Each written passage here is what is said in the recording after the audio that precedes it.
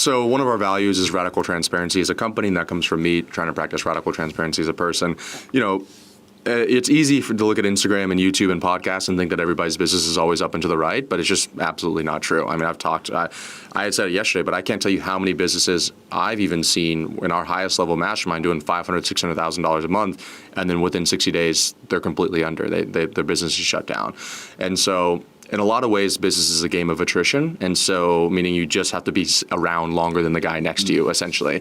And that's changed my perspective on a lot of things. And it's also a little bit more difficult, too, because at least for me as an entrepreneur, I sometimes put my own personal net worth combined to how well my business is doing. So like if my business does bad, then I feel like I'm just a terrible person as well. So it's a little bit like, it was definitely a few tough months I've had. We've definitely had months where I've had to, 2 months so far in the history of business where we've not been profitable. I've had to pull out money from my own bank accounts in order to pay for it.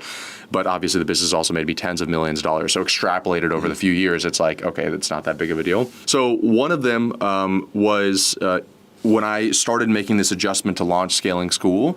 They call it swallowing the fish in like SaaS, but it's essentially where you go from you're charging these high ticket upfront prices and then people kind of drop off afterwards, there's no recurring, to charging very low ticket, maybe MRR, and then eventually they keep on paying and you get this, and that it looks like a fish for those that aren't listening on the podcast. It essentially looks like a fish. And so during that kind of weird phase, you're making less cash than you were before, but you still have all of the payroll expenses, clients that you were doing even just a month before that. And then you're waiting for this MRR from the subscription to kind of catch up again.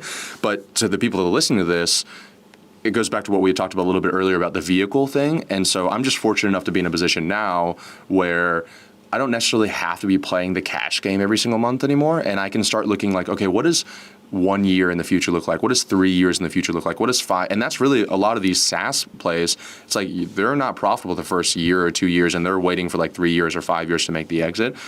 So the first thing I would say is that get yourself in a position where you can have at least enough cash in the bank to where your personal expenses are taken care of, right? Could be whatever, $1 million in the bank, something like that. And then instead of continuously doing the exact same thing, which you could, maybe pick your head up and look around and be like, okay, what does this look like if I wanted to get to not from 1 million to 2 million, but from 1 million to 10 million, or from 10 million to 100 million? And just be willing to accept that could mean that you're doing a loss in the short term for a gain in the long term. I have a principle in my life that I have like 43 principles I live my life by, and one of them is that most of the time, anything that's good in the short term is bad in the long term, 100%. And anything that's bad in the short term is good in the long term. And obviously, you know that fitness, anything, fitness is the whole of that. Is the perfect. Fitness is a perfect example of that. And so that's always what I remind myself. And obviously, there's going to be things that doesn't apply to, but I'd say 99% of the time that works. So that'd be the first thing. And the second thing was sometimes what happens is, at least for me, it's like, I'm in an industry where it moves very quickly and we run ads and we get calls. And so in my experience, what I'll do is like, let's say we do something and it's really working really well. And we're getting a lot of calls, or we start to get a lot of calls or start to get a lot of sales. I could then maybe adjust what we're doing. And I think that it's the adjustment that we did that's helping us scale, but really it was something that we did 60 days ago or 90 days ago.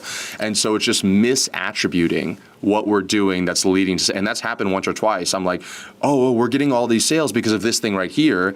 But in reality, we're getting all these sales because of stuff we did 60 days ago.